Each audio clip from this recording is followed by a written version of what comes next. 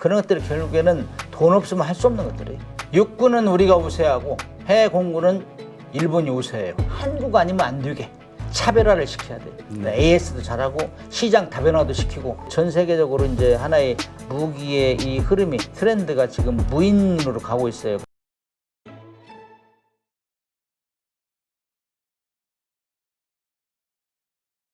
지금 이번에 이 잠수함 이야기가 나오면서 이제 다시 한번 우리 한국군의 전력에 대해서 이야기가 좀 되고 있는 것 같아요.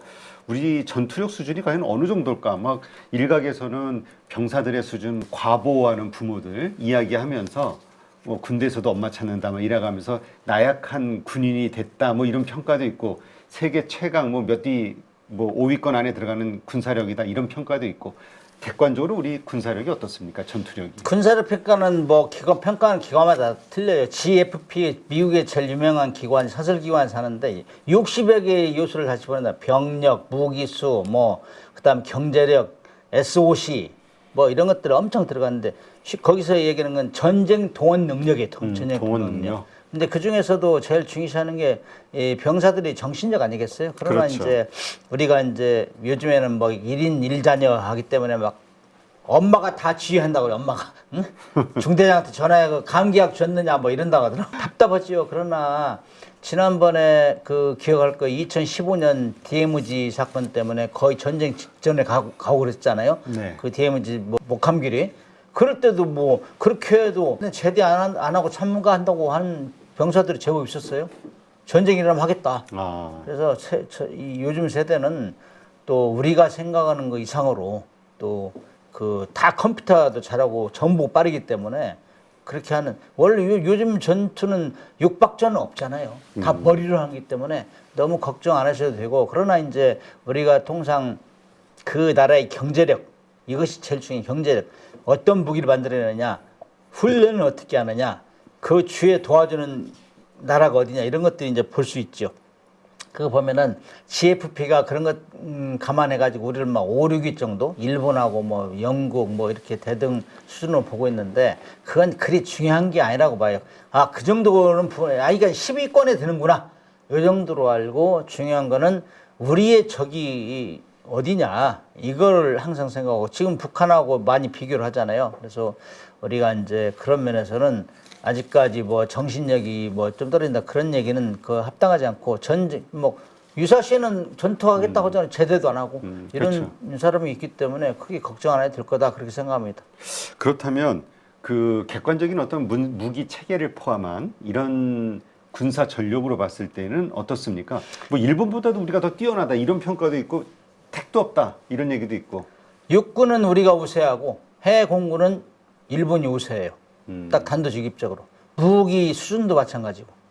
그런데 최근에 들어서 러시아 우크라이나 전쟁 때문에 우리가 K9 자주포, K2 전차 뭐 이런 것들은 그다음에 천무 이런 것들은 뭐 온 세계에 소문났고 각 그렇죠. 군의 무기가 완전히 소리 소문 없이 퍼졌어요.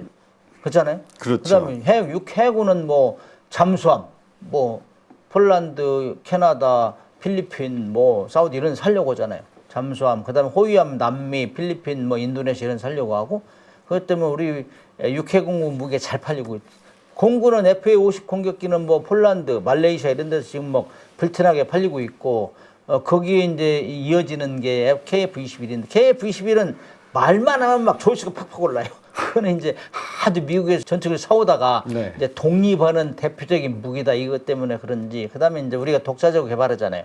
그동안은 개발한다 해도 다 거의 다 들어갔는데 무장 그런 엔진만 빼놓고는 거의 다 이제 60% 이상 국산화 한다니까 기분이 좋아서 그런데 그것도 엔진까지 개발해야 진짜 국산화예요. 그리고 우리가 독자적으로 확보해야 그리고 나서 우리가 수출 주도용으로 가지 뭐 엔진을 미국에 사오면은 수출도 제대로 못해요. 그러나 그럼에도 불구하고 KF-50 공격기를 많이 팔았기 때문에 그 나라에서 입소문이 나 있다고. 그래서 주변국에 팔 수 있는 이런 전략을 세우면은 괜찮을 것이다 생각해요. 그래서 우리의 무기 수준은 우크라이나 러시아 전쟁 때문에 확 올라갔어요. 네. 그래서 이거는 잘 유지하면은 제가 볼 때는 우리 때문에 러시아 전쟁 때문에 우리 무기가 불티나게 팔리고 있는데 지금 EU가 긴장해가지고 똘똘 뭉쳐가지고 과거에 다운시켰던 생산 라인을 재가동하고 있어요. 그래도 그렇게 하더라도 향후 5년 이상은 우리가 현 상태를 잘 유지할 수 있다. 우리가 막 엄청나게 실수하지 않으면 그런 생각을 합니다. 네, 그렇군요. 그렇다면 우리가 좀 이해하기 쉽게 이미지화 한다면 북한군의 전력과 우리의 전력 어느 정도 차이 날까? 우리 둘이 붙으면 도대체 뭐 여러 가지 의견들이 다양해가지고요. 6해공 숫자에서는 다 우리가 쳐요. 숫자에서는 거의 절반 수준. 그럼에도 불구하고 성능에서는 압도한다, 압도. 그래서 이제 우리가 미군이 떠나면 제일 걱정한 게 저 현역 때부터 제일 걱정한 게 우린 눈이 없다. 눈이 없는데 어떻게 싸우냐 그래. 미군이 막 매달리는데 지금은 인공위성도 우리가 다 정찰위성 5개 연말까지 올리잖아요. 그렇죠. 그 정도 되고 뭐 정찰기도 수두룩박죽이고 솔직히 옛날에는 뭐 글로벌 호크 이런 거 생각지도 못했거든요. 그렇죠. 그런 거 다 가지고 있기 때문에 뚫어지게 보고 있다가 못 쏘게 하고 쏘면 완전히 막 갚아주고 그럼 보여줘야 돼. 내가 너희들 이렇게 보고 있다. 경거망동하자라는 신호를 계속 보내고 있잖아. 그렇기 때문에 함부로 못해요. 우리가 비록 숫자적으로는 적지만은 뭐 숫자를 뭐 하도 여기저기서 많이 해가 숫자는 별도로 할 필요 없지만은 아무튼 숫자 6해공 숫자에서는 우리가 절반 수준인 게 많아요. 네. 그러나 뭐 K9 저주프 K2 전차님은 세계 뭐 BTS 수준이고 전 세계에서 잠수함도 우리 성능이 이루 말할 수 좋고 북한은 최연함이라고 5,000톤짜리 북한판 이지스 구축함이라는데 사실 제대로 못해요. 내가 뭐 IT 기술도 없고 돈도 없기 때문에 그냥 보여주기 위한 식이고 앞으로 해군을 키워가지고 하겠다 하는 얘기는 북한이 지금 핵무력 완성했는데 불안하니까 그걸 계속 이제 분산하는 거예요. 뭐 그래서 막 TEL 이동식 발사대 만들어가고 논해에 쏘고 저수지에 쏘고 막 철도에 쏘고 그러잖아요. 그것도 부족해서 이제 물 속으로 감추고 있는 거예요. 그다음에 최연함 같은 거 만들어가지고 물 밖으로 이제 해서 초전에 한미연합 전력이 오면은 그걸 타격하기 위해서 항공모함 같은 게 불안하잖아요. 그렇기 때문에 숨기고 있고. 그다음 공군 전력 같은 경우도 돈이 없어가지고 그동안 못했는데 러시아 파병을 대가로 조금씩 들어오는 것 같아요. 네. 그리고 뭐 미그 29가 출신인데 미그 29에서 공대 공 미사일도 최근에 발사했더라고. 실제로 뭐 진짜인지 어쩐지는 모르겠는데 공대공 미사일 같은 건 상당히 고급 기술이란 말이죠. 네. 그래서 그런 것도 개발하고 하기 때문에 북한하고 우리하고해서 우리가 성능으로 압도한다. 그래서 못 쏘게 하고 우리가 먼저 쏘고 그다음에 쏘면은 완전히 그냥 초토화시키는 이런 전략으로 하면은 옛날에 뭐 속전속결 전략 뭐 그다음에 뭐 전후방 배합 전략 이런 얘기인데 그게 통하진 않아요. 이제 다 보고 있기 때문에. 그리고 전쟁은 돈 없으면 지기 때문에 그 돈 오래 못 가요. 그렇죠. 초전에는 유리할지 몰라도 지금은 뭐 그런 걸 알기 때문에 요즘 조용하잖아요. 그렇죠. 아, 그렇다면 우리 한국군이 여러 가지 면에서 일단 확실한 우위에 있다. 이렇게 봐도 되겠군요. 그렇죠. 그 중에 제일 중요한 게 돈이잖아요. 돈이 돈. 가장 큰 놈이지. 그렇죠. 이러려면 뭐 하냐고. 그 뭐 한 번에 다 국토를 유린시켜가지고 폭망하게 할 수는 없는 거고. 우리 뭐 예비 전력 가지고 뭐 먼저 공격을 받아도 돈 없으면 무기를 살 수가 없잖아요. 그렇기 때문에 러시아 우크라이나 전쟁 보세요. 지금 우크라이나 다 무기 빌려서잖아. 빌려서. 그러니 여기에 쓸까요? 저기에 쓸까요? 물어보고 미사일 한번 주세요. 본토를 공격하게. 이게 무슨 전쟁입니까? 그렇죠. 그러니까 뭐 꼼짝 못하고 질질 끌려다니잖아. 러시아 우크라이나 전쟁 대표적인 돈 없는 나라. 원래 러시아보다 우크라이나가 10분의 1의 경제력이. 이제 군사력은 22위하고 처음에 2위하고 붙었어요.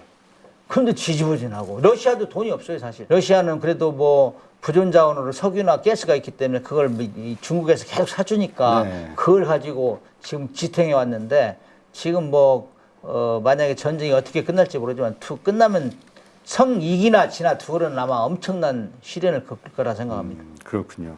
아니 그 북한군도 되게 치명적인 약점이 있다. 뭐 훈련량이라든가 이런 것들이 상당히 뭐 부족하다 이런 평가도 있더라고요. 그게 돈 없어서 그런 거 아니에요. 돈 없어서 그런 거. 그래서 없어서. 이제 돈도 없고 새로운 무기를 만들어야 되고 그다음에 새로운 전략을 만들어야 되는데 돈도 없고 기름도 없고 전쟁을 하면 기름이 있어야 되는데 그런 것 때문에 식량 먹고 살기도 힘들고 그래서 이제 러시아에 파병한 거 아니에요. 그래서 그렇죠. 대가로 식량도 받고 에너지도 받고 훈련도 받고 무기도 좀 가져오고 뭐 핵잠수함도 뭐 진작부터 2010년부터 한다고 했는데 안 되니까 그런 기술도 받아가지고 이제 뭐 3월 8일 날 가서 시찰을 하고 나 이 정도는 핵잠수함 만들 수 있어 하고 과시하는 거잖아요. 그러면 우리 다 보고 있잖아요. 그런 걸. 그런 것들이 결국에는 돈 없으면 할 수 없는 것들이에요. 그렇군요. 그렇다면 지금 이제 한국이 스스로 지금 이제는 한미연합전 그 공동 부대를 운영하면서 지금 이제 작전 지휘권이 미국에 있잖아요. 이 전시작전권을 가져와야 된다. 그럴 능력이 지금 충분하다. 이런 의견도 있고 아직은 우리가 경험이 부족하다. 미국이 해줘야 된다. 이런 의견도 있고. 이승만 대통령이 제일 잘하신 것 중에 하나가 한미 상호 방위 조약을 맺은 거예요. 전쟁 끝나고. 그 북진하려고 막 하는데 미국에서 못하게 했어요. 그리고 그 결국에는 휴전 서명도 안 했잖아요. 그때 한미 상호 방위 조약에 서명해라. 그러면 내가 북진 안 하겠다 해가지고 만든 게 이건데 이게 지금 거의 53년 됐으니까 72년 이렇게 하잖아요. 네. 이렇게 하는데 처음에 이제 겁이 나고 우리 무장이 없으니까 이스망 대통령이 메가드 장군한테 우리 군을 좀 통제해 주세요 이렇게 줬어요. 그러니까 메가드 장군이 아 그래요? 그럼 내가 알아서 하겠습니다. 작전 지휘권을 가져왔는데 작전 지휘는 다 들어가는 거야. 인사 발령 이런 거 병역 그런 거 다 들어간다고. 근데 광범위하잖아요. 그래서 사실은 작전 통제로 이제 받아가지고 이제 진행했다고. 작전 통제는 메가드 장군이 원하는 작전 통제는 그냥 군사 작전 움직이고 이런 것들 인사 발령 이런 건 아니고 부어진 별령 움직이고 이런 거. 그다음에 뭐 정보하고 작전 분야를 떼서 작전 통제를 했다고. 그 부대에 대해서. 그래 쭉 해오다가 유엔군 사령관하고 연합사령관하고 주한미군 사령관 같은 사람이잖아요. 그래가지고 그거를 관장해가지고 쭉 진행해오다가 내가 뭐 좌우지간 앞으로는 절대로 북한에 재침 못하게 하겠다. 이것이 기본이에요. 한미 상호 동맹의 목적은 북한의 남침을 방지하는 거거든. 네. 거기를 하겠다 쭉 해왔는데 1968년도 1월 21일 날 김신조 청와대 습격 사건 그 다음 날 미국의 정보선 플레이블로가 납치됐잖아요, 북한에. 청와대 습격 사건 때는 화나잖아. 그렇죠. 이거 갑자기 30명을 그래가지고 공격하려고 했어. 확전 뭐 가서 쳐 부술라겠다고 평양을. 그러니까 절대로 못하겠는데 그 다음 날 플레이블로 납치 사건 되니까 막 미국의 항공모함 3개를 전날 폭격을 하려고 자기 국민이 가니까. 그러니까 우리 국민들이 용서가 안 되지. 이건 웃기는 짓거리 아니냐. 자기 국민들은 중요하고 우리 국민들은 이래도 해도 되냐 해가지고. 그때 당시 세계 항모전단을 동원하면서 월남으로 가던 거 땡겨가지고 이렇게 할 정도로. 그래서 국민적인 뭐 여론이 엄청 안 좋았죠. 그래서 야 평시 작전권 북한하고 하는 거라도 좀 가져와야 된다. 여론이 빗발쳐가 결국에는 1994년도에 평시 작전권을 가졌어. 대북한 작전. 평시 작전을 거의 북한 작전을 얘기하는 거예요. 그렇죠. 네. 그러나 아직 전시 때에는 미국이. 근데 아직 전쟁은 안 일어났잖아요. 그렇죠. 근데 전시에는 이제 전쟁 그렇다가 대북권 3 되면은 그 연합사령관이 이제 가져가게 됐어요. 지금 합참의장이 수행하다가 평시 작전권은 그러다가 이제 우리 국방부에서 이제 주관해서 하다가 전쟁이 일어나면 이제 그 합참의장이 들어간단 말이죠. 연합사령 밑으로. 그렇게 하기로 됐는데 그거는 이제 전쟁이 안 일어났잖아요. 근데 미군이 주둔하는 거 가장 큰 목적은 전쟁이 안 일어나게 하는 게 첫 번째. 그 다음에 일어나면 싸우면 이겨야 되잖아요. 그렇죠. 두 가지인데 이건 두 가지 목적에서는 베스트예요. 세계 최강의 군대를 있는데. 그러나 우리가 6.25하고 지금 너무나 다르잖아요. 우리 세계 군사력이 뭐 5, 6, 7위 평가하잖아요. 돈도 뭐 세계 10위권인데 우리가 지금 우리 나름대로 북한 하나 못 이겨? 핵무기만 빼놓고 다 이겨. 핵무기만 빼놓고. 그렇죠. 뭐 GDP도 막 뭐 엄청나게 40~50배 되고, 무기도 우리가 훨씬 출중하고 정보력도 있고. 그런데 지금 주한 미군이 있기 때문에 거기다가 세계 최강의 동맹이 있기 때문에 걱정이 안 되는데 주한 미군이 지금 전시 작전 통제되면은 주한 미군이 맨 앞에 서요. 네. 우리는 부사령관 임무를 해. 그럼 우리가 보조 역할을 한다고. 그럼 사실 전쟁이 일어나면 지금 연합군 작게 제가 현역에 있을 때는 69만 명이 오게 돼서 미군이. 우리 군이 50만 명이 줄었잖아. 지금 30만 명으로 갈 건데 그렇게 되면 많은 군이 오면은 또 우리가 지휘한다는 것도 또 안 맞아요. 그러나 우리가 주권 국가이기 때문에 우리가 이 공격받으면 우리가 앞장서고 당신네들은 도와주세요. 이거예요. 이거. 그렇죠. 이것이 그렇게 치명적인 건 아니거든. 미군 철수하는 것도 아니고 그렇기 때문에 오히려 우리가 스스로 방어 능력을 키우고 시험할 기회라. 그래서 우리가 돈이 없냐, 기술이 없냐, 그다음에 국군이 뭐 정신력이 뭐 떨어지냐 이런 면에서 보면은 림팩훈련 뭐 이런 거 하면 우리 대한민국 군 최고의 최고 수준 훈련 수준도 그렇죠. 높고 그렇기 때문에 지금 전시 작전 통제권을 이양했다가 이양해도 전혀 싸우는 거 보죠. 핵 문제는 미국에서 해준다 하잖아요. 확장도 그렇죠. 해준다고 막 사정사정 하잖아. 어? 그걸 빌미로 해서 사실 미국도 여기 있어야 되거든. 우리 국민들 나가라. 우리 괜찮다 하면 어떻게 할 거예요? 동북아 전략에서 우리 꼭 필요한데. 예, 그래서 그런 것도 우리가 지금은 전시작전 통제권을 우리가 받아서 해도 전혀 문제 없다. 그럼 전쟁이 돼서 막 우리가 막 힘들 때는 다시 또 주면 되는 거예요. 그렇죠. 69만 명이 오는데 그러면은 뭐 이승만 대통령도 우리가 엄청나게 힘들었잖아요.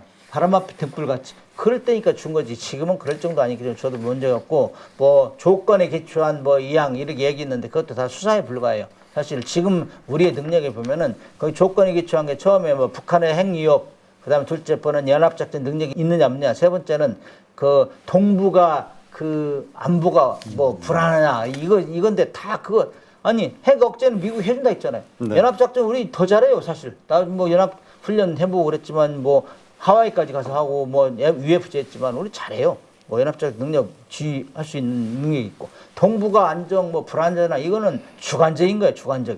뭐 미국하고 중국하고 싸우느냐 누구하고 싸우느냐 이런 여러 가지 있는데 그거는 지금 한반도 그 한미 동맹은 원래 북한의 재남침을 방지하기 위해서 한 거니까 거기에는 크게 좌우될 거 없고 그러나 미국이 당장 떠나는 것도 아니고 우리가 미군이 있고 우리가 주도적으로 한다는 게 무엇이 문제냐? 저는 생각을 바꿔야 된다. 지금은 6.25 때 같이 그러면 바람할 때 등불이 아니단 말이에요. 우리가 그 정도로 자각 능력이 있기 때문에 큰 문제는 다만 핵 문제에 관해서는 미국하고 전적으로 상의를 해야 된다 그렇게 생각해요. 그렇군요.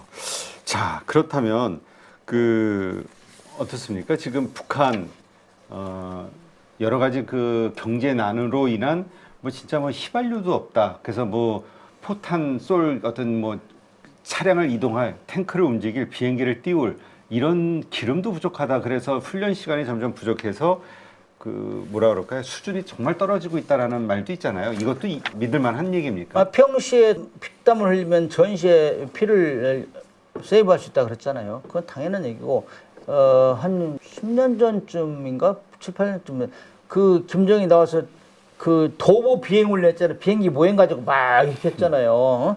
우리 같은 경우는 다 가면 교육 훈련 센터에 가면은 시뮬레이터로 다 한다고. 네. 실제 안 나가고 막 최신의 그 장비 가지고 하는데 그런 것들 대표적인 차이고 그다음에 우리가 보면 알잖아요. 항공기가 얼마나 훈련을 하는지 배가 얼마나 왔다 갔다 하는지 우리 뭐 전방에 가면 우리 해군 보면은 저쪽 북쪽에 NLL 보면은 막 배도 그냥 다 찌그러지고 녹이 슬고 막 보잘것없어요. 그다음에 그렇죠. 항공기도 훈련하는 횟수가 적고 그런 걸 보면은 아니 야간에 그 위성에서 찍은 사진 보면 대별되잖아요. 북한 쪽은 시커멓잖아요. 그렇죠. 나는 화나고 그런 나라가 어떻게 훈련하느냐? 평시에 훈련을 할 능력이 없어요. 지금 먹고 살기 힘든데 무슨 맞아요. 뭐 훈련이냐 그런 얘기죠. 그럼에도 불구하고 막 배를 또 만들어내겠다, 최연함을 만들어내다가 막 급히 서두르는 바람에 뭐 진수하다 찌그러 넘어지고 뭐 이런 사들이 벌어지는데 아무튼 그건 현실인 것 같아요. 네. 자 그렇다면 이런 시각은 또 어떻습니까? 아무리 북한이 저 재래식 무기로 우리한테 한참 뒤진다 해도 그다음에 움직일 기름이 없다 해도 걔네는 핵무기가 있지 않냐? 핵무기 한 방이면 다 끝난다. 그래서 이제 우리가 핵 확장 억제를 미국이 해준다 했으니 그거 믿고 우리는 핵무기를 개발하는데 이 핵무기는 일본의 수준으로 우리는 항상 가야 된다 생각. 일본은 능력은 다 있어요. 네. 그러나 미국이 있기 때문에 핵무기를 안 만들잖아요. 그렇죠. 그 정도로는 해야 한미 동맹도 유지하고 능력을 우리가 유사시한 능력을 발휘해야죠. 미국이 언제까지 지켜줄 수 있어요? 우리가 세계 모든 건 10대 강국인데 이거를 계속 의존할 수는 없는 것이기 때문에 잠재 역량을 보유하자. 일본처럼 일본의 수준으로 그게 우리의 희망사항이고 우리가 능력이 있어요. 다 뭐 핵무기도 뭐 농축 우라늄과 뭐 프루톤만 있으면 뭐 어떤 사람은 6개월 이내 만든다, 1년 이내 만든다 여러 가지 있는데 그거는 뭐 다 틀려요. 주장하는 사람마다. 그거는 얼마만큼 인력을 투입하고 돈을 투입하느냐. 이 길은 한다, 이 길은. 만들 수는 있다는 얘기죠. 그래서 과거 뭐 1949년 미국이 처음 핵무기 만들 때는 그때도 몇 년밖에 안 걸렸어요. 근데 1년 반인가 밖에 정확히는 뭐 계산 안 해봤지만은 아무튼 그렇게 빨리 만들었는데 얼마만큼 인력을 투입하느냐 그것이 문제고 국가 지도자가 만들 거냐 말 거냐 이게 결심하는 게 중요한 거다 봐요. 그래서 아무튼 잠재 역량을 일본의 수준으로 가야 된다. 그래서 계속 우라늄 농축 시설하고 제철 시설을 가져야 된다. 한미 원자력 협정을 개정해서 뭐 이런 얘기를 하는 거죠. 네, 진짜 한국의 수준이 상당히 높기는 높은가 봐요. 우리 아무리 좀 뭐 인구 문제 때문에 줄어든다 해도 군대가 어떻습니까? 우리도 그 우라늄이라든가 재처리 시설 이런 것들만 된다고 하면 바로 만들 수 있는 단계 이것도 다 준비가 돼 있다고 봐야 될까요? 저는 뭐 핵무기 전문가는 아닌데 뭐 석윤열 교수나 이런 분들 얘기 들어보면 뭐 6개월 이내에 만든다는 얘기도 있고 어떤 사람은 야 그거 말도 안 되는 소리 하지 말라 그러는데 사실 우라늄 농축 공장하고 재처리 사용 후 핵연료 재처리를 얼마만큼 빨리 만드느냐 이것이 이제 기준이 되는 것이고 그렇게 하려면은 우리가 기술은 다 가지고 있어야죠. 그리고 한미 원자력 협정을 개정해서 그걸 이미 시작을 해야 되고 그런 상황에서는 뭐 시간이 가늠될 거예요. 그러나 뭐 원자탄을 프로토늄탄을 만들기 위해서 사오면은 안 되죠. 사오면은 그렇게 할 수가 없기 때문에 그거를 얼마만큼 언제부터 시작하느냐 여기에 따라서 기간이 나온다고 봐요. 네, 그렇군요. 근데 어떻습니까? 이 북한이 실제로 전면전 혹은 우리와 다시 예전 6.25 때처럼 큰 전쟁을 벌일 어떤 수준이 되냐? 이거와 관련해서는 어떻게 보세요? 최근에 뭐 여러 가지 뭐 우리 사태가 있었잖아요. 안 좋은 우리 내부의 갈등도 있었고 그럼에도 불구하고 조용하잖아요. 옛날 같으면 뭐 쏴대고 뭐 공비 침투하고 뭐 그랬을 거예요. 보나마나 우리가 저는 내부가 불안하면 계속 불안을 확장시켜가지고 위에서 북한의 이득을 취하고 그랬는데 요즘에는 그 엄두가 안 나는 거예요. 엄두가 잘못 건드리면 큰일 나게 생겼거든. 그렇죠. 자기 먹고 살기도 힘든데 전쟁할 힘도 없고 능력도 없고 그러나 우리는 만약을 대비해야죠. 왜냐 뭐 그 무기 가지고 있는데 에라이 나 죽고 너 죽고 하자면은 뭐 다 쏴대는 거니까. 그러나 그걸 못 쏴대게 하는 게 제일 중요하고 그래서 우리가 감시 정찰 능력을 항상 띄워서 봐야 돼. 우리가 이제 보유하고 있는 병력 이거를 항시 쓸 수 있도록 준비를 해야 돼요. 그래서 평시 훈련이 중요한데 이렇게 평화가 지속될수록 그런 것들을 계속 환기를 시켜야죠. 환기를. 우리가 가진 걸 많기 때문에 아니 가진 사람 많은 사람이 싸우면 손해나지 뭐 없는 사람은 이래도 죽으나 저래도 똑같은 거 아니에요? 네, 그렇죠. 그래서 그런 거에 대해서 우리는 가지고 있는 걸 지키기 위해서 그래서 원자력 잠수함 이런 거 갖는 것도 비싼 걸 왜 가져? 아니 지킬 게 많잖아 지금. 그렇죠. 그런 얘기죠. 옛날 같으면 뭐 우리 조선 말 때, 구한 말 때 뭐 가진 게 뭐가 있었어요? 우리끼리 싸우다 다 뭐 나라도 뺏고 그러는데 그렇죠. 그때는 뭐 지금하고 비교가 안 되지 경제력 이런 것들이. 그래서 가진 게 많기 때문에 그러기 때문에 그러고 그다음에 이제 세계에서 우리를 보는 시각이 많이 달라요. 그래서 저는 요즘 하는 얘기가 우리가 밖에 나가면 외국에 나가면 애국자가 된다고 그랬어요. 저는 미국, 영국, 뭐 프랑스, 뭐 네덜란드 이런 데서 교육을 받았는데 사실 우리 대단한 국민들이에요. 진짜 석유 한 방울 안 나눠서 모든 걸 10위권에 들고 요즘 한류까지 이렇게 되면 그런데 우리가 너무 처져 있고 뭐 우리가 진짜 미국의 품을 떠나면 죽는 것 같이 이렇게 생각하는 사람 대부분 많아요. 네. 그건 아니다. 그건 아니다. 진짜 대단한 나라다. 모든 것이 10위권에 들어있고 우리도 이제 미국한테 얘기할 수 있는 위치가 됐어요. 우리가 왜 얘기를 못합니까? 정당하게 주고받아야 돼요. 그쵸. 이번 뭐 조선협력 이런 것도 우리한테 유사일을 처음으로 한국한테 이렇게 막강하게 도움을 요청한 게 처음이에요. 저는 군대생활하면 처음 봤어요. 네. 준비가 끝나고 이제 봤는데 그럴 경우는 우리가 이 정도 해줄 테니 우리도 뭘 좀 해주시오. 그런 차원에서 원자력 추진 잠수함도 해준다는 거고 핵연료도 해준다는 거예요. 그래서 우리는 이제 우리 목소리를 대면서 조건부니까. 너무 우리가 못 사는 나라 뭐 그런 얘기 하지 말자. 어떤 사람도 아직도 뭐 우리가 뭐 원자력 추진 잠수함관이 강대국 흉내낸다. 아주 진짜 비굴한 얘기를 하던데 네. 정말 나가서 좀 살아보라고 살아보라. 그래서 우리는 지킬 게 많아졌다. 그런 얘기를 강조하고 싶어요. 네. 하여튼 우리 뭐 무기 수출하는 것만 봐도 그렇고요. 하여튼 우리가 가지고 있는 방위 산업 능력이 참 대단하다는 생각이 드는데 이 최근에 급성장하게 된 이 결정적 요인이 있다면 뭐가 있을까요? 기본적으로는 남북한 대치 상황이 참으로 국민들을 피곤하게 했어요. 정말 돈만 내고 뭐 걸핏하면 뭐 위기 상황이다 그런 게 얼마나 많아요. 막 사이렌 불고 훈련도 많이 하고 하면서 결국에는 우리가 무기를 개발했고 미국의 무기를 정말 우리 인수받아 가지고 무기도 엄청 샀잖아요. 미국. 그렇죠. 우리가 넘버원 고객이에요, 사실은. 그 살면서 그거 가지고 딱 카피하고 또 발전시키고 이런 것들이 정말 피곤한 상황에서 준비된 거예요, 준비된 거. 그리고 우리가 실전 배치한 무기가 많잖아요. 무기는 원래 팔려면은 프로분 돼야 돼, 증명이 돼야 돼. 그 모든 걸 우리 한국에서 증명했다고. 뭐 케난 자주포도 사실 연평해전도 보였고, 그다음에 우리는 한국은 전쟁을 치른 나라이기 때문에 그런 것들이 결국에는 무기를 계속 업그레이드 시키게 만들었고, 그것을 러시아 우크라이나 전쟁이 완전히 촉발을 시켰죠. 야, 한국 무기 막 선전을 시켰죠. 폴란드가 사가면서.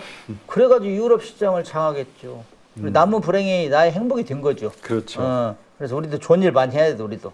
그러나 이것들은 뭐 인류 역사에서 전쟁이라는 거는 뭐 우리에 속한 거 아니고, 그렇기 때문에 이거는 뭐 미국도 지금 무기 팔아서 하는 게 제일 많아요.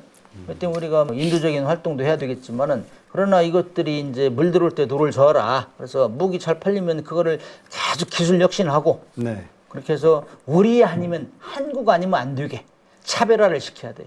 AS도 잘하고 시장 다변화도 시키고 지금 뭐 유럽이지만은 지금 뭐 중동, 아시아 이런 쪽 남미까지 지금 확장하고 있는데 이런 걸 잘해서 지속적으로 할 수 있도록 이렇게 네. 하면은 국민들이 박수치고 잘 따를 것이다. 그래서 방위산업은 자주국방령과 국민경제 활장 두 마리 토끼를 잡지 않으면 누구도 박수 안 쳐줘요 이제. 네, 그렇군요. 근데 정말 말씀하신 대로 최근에 우리 방위산업이 급성장을 했거든요. 어떻습니까? 여기에는 어떤 요인을 좀 가장 크게 잡아야 될까요? 우리가 이 남북관계, 대치관계라는 이 지리적, 지정학적 특징 이것 때문이라고 봐야 될까요? 그거는 뭐 이제 일단 우리가 살기 위해서 생존을 위해서 이렇게 쭉 무기를 개발했고, 그 다음에 거기에는 뭐 우리가 IT 기술은 세계 유리한 지가 오래되잖아요. 반도체, 배터리, 뭐 이런 거 첨단 기술이 많이 있기 때문에 그런 인프라가 있기 때문에 가능한 거죠. 그것이 지금 무기는 거의 다 IT 기술이 들어가야 되고, 앞으로는 AI 기술이 안 들어간 무기는 정말 안 팔릴 것이다 이런 얘기를 하는데, AI가 들어가도 사실 그 도덕적인 문제, 뭐 그걸 전투하는 거를 그 기계한테 맡길 수는 없거든, 법적으로. 그런 문제가 있기는 있지만은, 그래도 우리가 이제 육군, 해군, 공군 무기 대표 선수가 있어요. K9 저주부, K2 전차, 뭐 도산 안창호고 잠수함, 그다음에